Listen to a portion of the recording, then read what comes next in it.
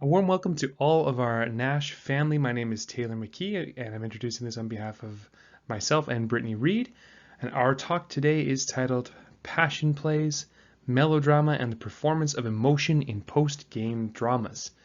This talk is a part of a forthcoming collection, The Cambridge History of Sport, edited by Malcolm McLean and Fiona Skillen, and we are extremely excited to share this research with all of you. The final whistle blows, signifying the end of an important sporting event. Almost immediately, players fall to their knees in ecstasy and agony, striking evocative poses that clearly convey their extreme emotional states. Although the match itself has formally concluded, the story continues as athletes, coaches, officials, fans, and other key figures broadcast their thoughts and feelings on the preceding events. It is through these various tableaux vivants, improvised scenes, and collective pantomimes that characters are immortalized and moments are enshrined within the hallowed halls of sport history. In many ways, the scenes that play out after a sporting event are akin to what the Romantic poet William Wordsworth described as the spontaneous overflow of powerful feelings. Now, for him, he was describing poetry, but in this case, it is poetry in motion and emotions really being put on display.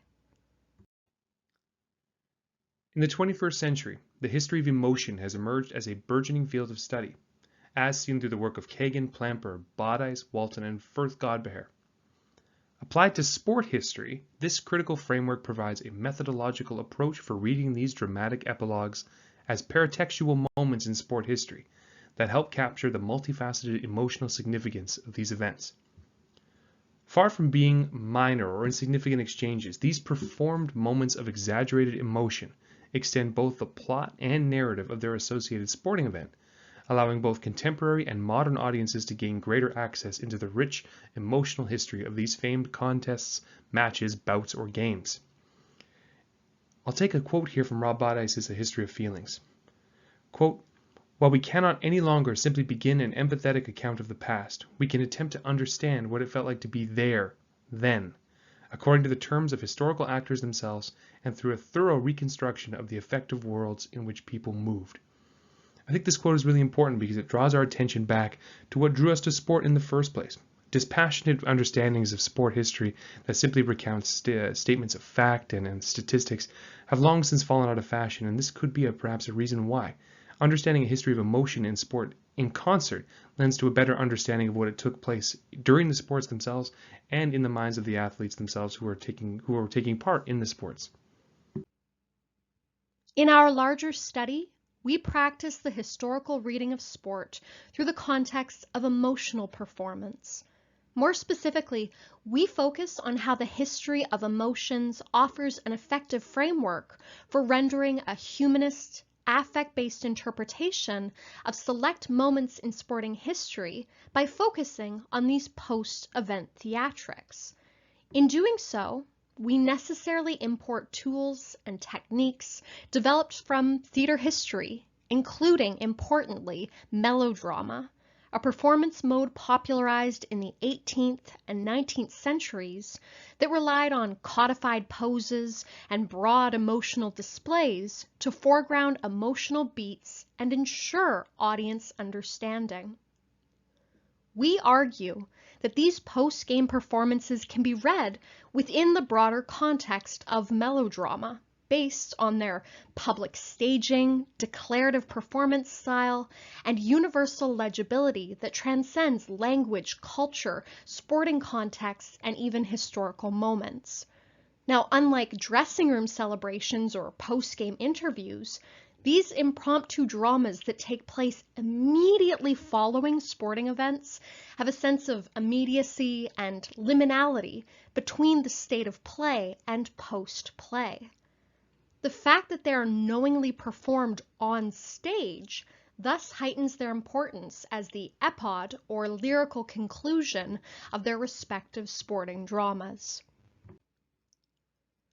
We want to show this idea of melodrama in practice by looking at one key example of how the very codified nature of the melodrama, the poses that were struck by actors on stage, can be effectively translated to these moments of sporting emotion, of trauma, that ecstasy and agony that we have previously discussed. So as you see here looking at this image, this is a copy from an 1889 guidebook on melodrama. Now the reason that these guidebooks existed is because melodrama, unlike many other theatrical genres that we might know today, was extremely rule-bound. Now that's because melodrama was very popular with high-level audiences, those that could afford to see these productions at the patent theaters, those that had the ability to see Shakespeare and the Greeks performed, but also at the so-called illegitimate theaters. Now these public playhouses were far less expensive, and they didn't have the licenses to be able to perform something like William Shakespeare's plays. So, in their place, they had melodramas, stories that had the classic hero, the villain, the damsel in distress that needed to be rescued, all of those classic elements. And of course, as we know from it being melodrama, melos, music. So what they would have then were these very strict rules for how you would communicate emotion on stage. If you're an actor and you're trying to communicate very broadly to a large theater, a large audience, how do you do that? Well, there were rules established. So if you were trying to communicate an emotion such as happiness, anger, sadness, but also more complicated nuanced emotions such as betrayal, disappointment, dejection, all of that was done through established, preconceived poses that an actor would strike. The audience, even if they couldn't hear their dialogue, even if the crowd was cheering and jeering and booing, whatever they may have been doing, would know in seeing the pose on stage what emotion was being conveyed. Now, certainly we can imagine how this correlates to a sporting event. You have the crowd, you often have linguistic and cultural differences, you often have issues with reactions not being audible, and yet these poses transcend. So we see here, for example, the 87th attitude, which again, a mood and emotion being conveyed through melodrama, and this one is called agony. Now again, we can see here how heightened those emotions are when we talk about melodrama. And if you saw an actor strike this pose, you would know they felt agony. Well, in sporting history, and especially when we look at modern sporting events, we can see a direct corollary to this idea of embodied agony. Now, for sports fans, it's very likely that you have seen this pose struck before. So it has come to be known, rather evocatively, as the surrender cobra. Now, it gets its name from the fact that it almost emulates a cobra's head, having your arms up top there. If you imagine the head of a striking cobra snake. But the surrender cobra, because it's a pose that is often struck, many times subconsciously, without thought, without intention, in conveying the emotion of agony, but as your team blows a lead, as your team suffers some great loss, you subconsciously strike this hands behind the head pose. And you see here in these examples, it's fans, it's coaches, it's been officials, and it's certainly been athletes. And we don't know what they're saying. We don't know what they're thinking. We can tell, though, by striking the same embodied pose of agony, that there is a shared emotion and a sense of clarity that transcends their individual contexts. You don't need to know what is happening in that specific sporting event to be able to understand the emotional tone and tenor of that pose they are striking.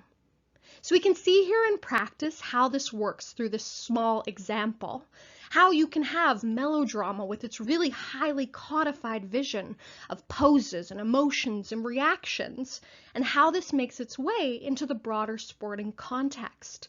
Again, we have a popular form of entertainment. We have crowds that often make it very difficult to understand what is happening, to hear what is happening or being said. And yet, that emotional clarity is highly legible for us as spectators.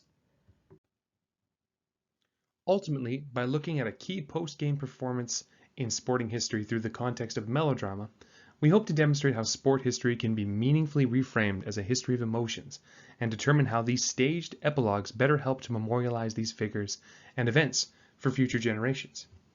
Now on the slide before you here, you see 3 poses here from melodramatic poses, and 3 poses from a soccer or a football game.